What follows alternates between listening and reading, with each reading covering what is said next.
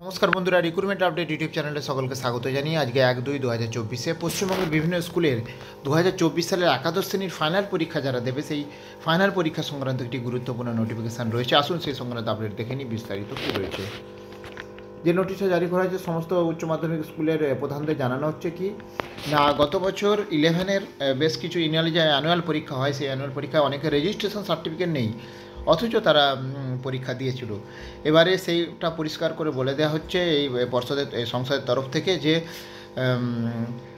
পারভিউ of the council of strictly prohibited to allow any candidate to appear class 11 annual exam without valid registration certificate. অর্থাৎ registration certificate যদি কারো না হয়ে থাকে তাই কখনোই কোনোভাবেই এই 11-এর একাদশ শ্রেণীর ফাইনাল পরীক্ষা দিতে দেওয়া যাবে না। অর্থাৎ ক্লাস 11-এর ফাইনাল অ্যানুয়াল পরীক্ষা দিতে গেলে অবশ্যই হচ্ছে তার রেজিস্ট্রেশন সার্টিফিকেট থাকতে হবে, নাহলে কিন্তু সে পরীক্ষা বসতে পারবে না, এটা পরিষ্কার নির্দেশ দেওয়া হয়েছে।